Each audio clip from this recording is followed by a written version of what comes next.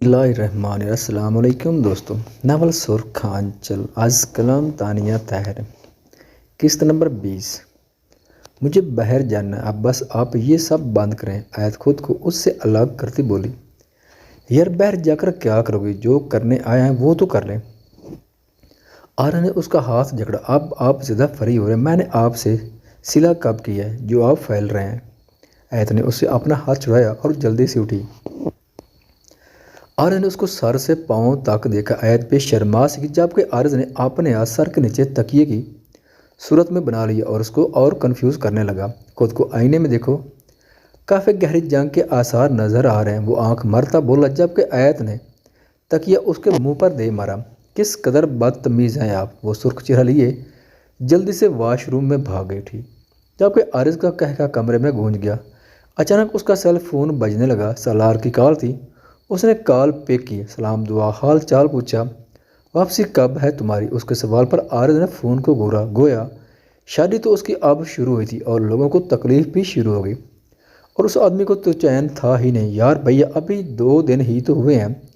आरिज ने फट से कहा, खोते तेरे बहुत पर निकल आया। सालार ने झिड़का, मेरा तो कोई लिहाज ही नहीं है आपको। आरिज ने बुरा मनाते हुए मुंह बनाया। हाँ, तो तेरे जैसे इंसान का क्या भरोसा जो वो रोक गया। आरिज तो उसके मतलब समझ गया था। वैसे भैया, बंदा थोड़ी हया खा लेता। आरिज ने ज़रा खफीफ होकर कहा। वो उसके बच्चे की तरफ इशारा कर रहा था।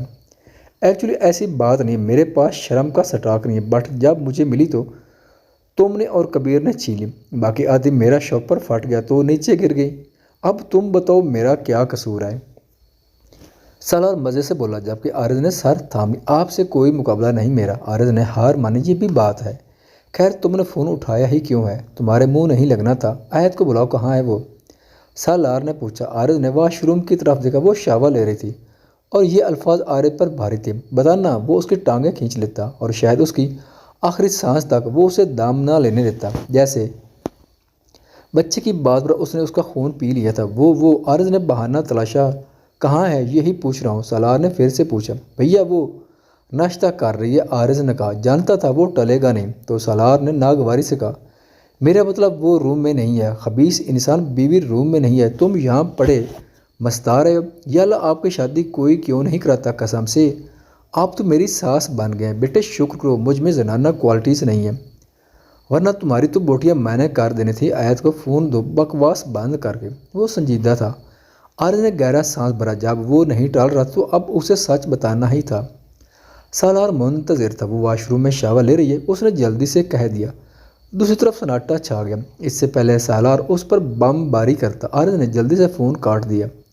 उसकी तो सांसें ही फूल गई थी। जब कोई शर्मिंदगी अलग हुई तभी आयत भी बाहर आ गई। वो लिबास तब्दील करके निखरी बेहद हसीन लग रही थी। गिले बाल भी उसके हुस्न में इजाफा कर गए थे। आरिज की जानिब उसने हैरत से पूछा, क्या हुआ? आयत को परेशानी हुई? कहीं जिनी ने फिर तो कुछ नहीं कर दिया? वो ये सोचती उसके नज़दीक आ गई और यही उसकी खता हो गई। आयत के नज़दीक आते ही आरिज ने एक बार फिर उसको अपनी जानिब खींच लिया। आयत चीखी चिल्लाई, मगर आरिज की सेहत पर फ़र्क नहीं पड़ा। तुम्हारे भैया ने मेरा खून पीकर काम कर दिया, अब तुम मेरा खून बढ़ाओगे तो चुप रहो।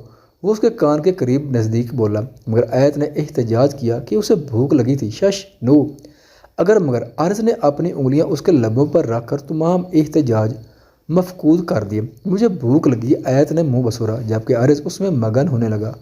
खुमार उसके दिमाग पर फिर से चढ़ने लगा। उसने आयत के दोनों हाथ अपने गिरफ्त में किए और उसके गीले बालों को मुट्ठी में जकड़ कर वो उसके चेहरे पर झोंक आया। शिद्दत भरा लमस बखेरता वो उसके भी अवसार खता कर गई, यहाँ तक कि आयत की सांसें भी नाहमवार सी हो गईं।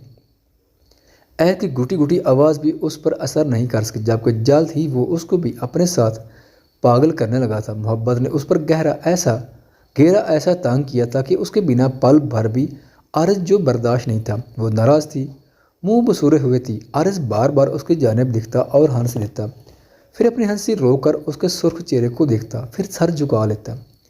जबकि अब उसने अपने हाथ में ब्लैक राडो डाली और परफ्यूम स्प्रे करने लगा तो अपना परफ्यूम आयत पर भी छिड़क दिया। वो चाहता था इसमें से बस उसी की खुशबू आए। मुझे मात लगाए। आयत ने तो फाड़ खाने को दौड़ी। आर्य ने स्प्रे पीछे कर दिया। उस मासूम का क्या कसूर है? वो अनजान बना जैसे कुछ हुआ ही ना हो।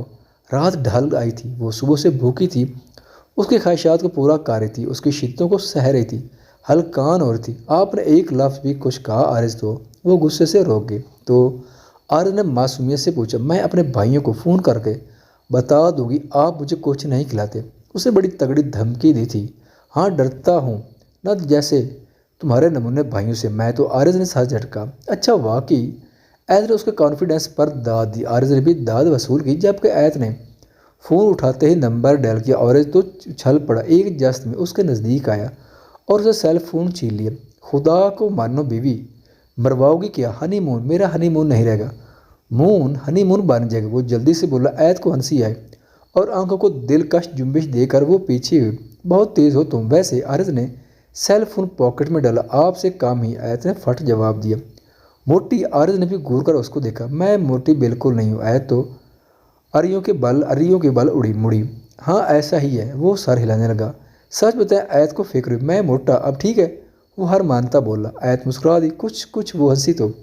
عارض نے اس کی پیشانی پر پیار کیا۔ ایت نے آنکھیں باندھ کر لیں۔ تمہاری ہونٹوں کی یہ ہنسی میں اپنی آخری سانس تک یوں ہی دیکھنا چاہتا ہوں۔ اس کا چہرہ ہاتھوں میں تھامے وہ بولا، میں چاہتا ہوں یہ لب یوں ہی مسکراتے رہیں، ہنستے رہیں، خوش رہیں۔ اس نے ہلکی سی جسارت کی۔ ایت شرما ہی گئے۔ عارض نے پھر سے مسکرا کر اس کو پیار کیا اور اس کی کمر میں ہاتھ ڈال کر وہ دونوں روم سے باہر آ گئے۔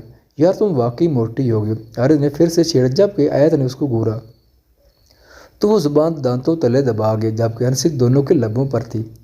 افشین عیدی فاؤنڈیشن پہنچی اور وہاں زیمل نامی لڑکی کے بارے میں پوچھنے کی، جہاں سے اسے پتہ چلا کہ ایسی کوئی بھی لڑکی یہاں پر نہیں ہے، تو وہ غصے سے بھڑک پاگل ہو گئے۔ تم دوبارہ چیک کرو، وہ اس لڑکے پر چیخی۔ میڈم جب میں کہہ رہا ہوں کہ یہاں ایسی کوئی بھی لڑکی موجود نہیں ہے تو آپ کیوں ضد کر رہے ہیں؟ لڑکے نے غصے سے کہا۔ اور جب میں بھی کہہ رہی ہوں اس لڑکی کو ڈھونڈو، اس کا ملنا ضروری ہے، وہ یہیں آئی تھی، افشین بولی۔ تو لڑکے نے اس کی ضد پر ایک بار پھر سے تلاش شروع کی، جس کا رزلٹ پہلے جیسے ہی تھا، مگر وہ ایک جگہ روک گیا۔ میڈم زیبل نامی لڑکی آج سے 4 ماہ پہلے یہاں موجود تھی اور 3 دن بعد ہی وہ یہاں سے غائب ہو گئی، لڑکے نے بتایا۔ کہاں گئی؟ افشین یکدم اس کو گھورنے لگی۔ مجھے نہیں پتہ، یہاں میں جاسوسی نہیں کرتا، لڑکا تنک آ کر بولا۔ افشین نے غصے سے اس کو دیکھا، کچھ بتا کر نہیں گی وہ اب کے ذرا نرمی سے بولی۔ میڈم میں آپ کو بتا رہا ہوں وہ یہاں اب نہیں ہے، لڑکا ضابط سے بولا۔ تو افشین وہاں سے ہٹ گیا۔ دراصل عدیل کے کمرے کی صفائی کراتے ہوئے آج اسے تجوری یاد آئی جہاں زیمل کے زیورات تھے، اور وہ سب اتنے مہنگے تھے کہ اگر زیمل کو ایک بھی انگوٹھی مل جاتی تو زندگی سنور جاتی، جبکہ اس تجوری کا تالا اس طرح آٹومیٹک تھا کہ کوئی مکینک نہیں کھول پایا جب تک اس کا کوڈ نہ ملے۔ تبھی وہ زیمل کی تلاش میں تھی اور یہاں آ کر تو اسے یہ پتہ چلا کہ زیمل یہاں نہیں ہے۔ غصے سے دماغ ہی گھوم گیا۔ اس نے فون اٹھایا۔ ہاں پتہ کرو وہ کہاں ہے، ڈھونڈو اسے، شاید اپنے ماں باپ کے ہاں گئی ہے۔ وہ بولنے لگی۔ کہیں انہوں نے تو نہیں بیچ دیا؟ افشین نے پوچھا۔ تو پھر ڈھونڈو اسے، وہ چیخی اور فون بند کر دیا۔ وہ زیورات قیمتی تھے، وہ اگنور نہیں کر سکتے تھے، تبھی اسے دھکڑ پکڑ لگ گئی تھی۔ سر آپ کو ایک انفارمیشن دینی ہے، پی اے کے فون پر اس نے سامنے چلتی ایل ای ڈی کی آواز کام کی۔ کیا؟ وہ بیزاری سے بولا۔ ٹھیک ہے، کل سے وہ کام پر جائے گا تو سارے معاملات دیکھ لے گا، آج کا دن تو سکون سے منانے دیتا وہ اسے۔ بولو بھی، سالار نے کہا۔ تو پی اے اس کو بتانے لگا۔ سر افشین میڈم زیمل میڈم کا پتہ نکلوا رہے ہیں، پی اے میں بولا۔ تو اسے ایک پل لگا تھا سوچنے میں کہ زیمل کون ہے، اور اچانک جیسے چھپاکا ہوا تو وہ اپنی عقل پر دنگ رہ گیا۔ ایک لڑکی 4 ماہ سے اس کے فلیٹ میں تھی اور اسے یاد تک نہیں تھی یہ بات۔ وہ خاموشی پر پی اے نے اس کو دوبارہ پکارا۔ اسے کیا تکلیف ہو گئی ہے؟ سالار کو ناگوار گزرا۔ وہ زیمل کی تلاش میں ہے سر، پی اے نے پھر سے بتایا۔ وہ عورت اس تک نہ پہنچے، سالار نے سنجیدگی سے بولا۔ اس کے لہجے میں اچانک گویا سنگینی سی اتری تھی۔ میں نہیں جانتا وہ اس تک کیوں پہنچنا چاہتی ہے، مگر میں نہیں چاہتا وہ عورت اس کو کوئی تکلیف دے۔ اس کے منہ سے نکلنے والے الفاظ پر دوسری طرف جیسے خاموش ہو گئی۔ سر عدت ختم ہو گئی میڈم کی، وہ بولا۔ سالار نے گہرا سانس بھرا اور فون بند کر دیا۔ اچانک اس کی آنکھوں میں وہ عکس اتر گیا، لمبے بال، معصوم چہرہ، ڈرا سہما انداز۔ اس نے گہرا سانس بھرا اور آنکھیں کھولی۔ اس کا ذہن جیسے خاموش سا تھا۔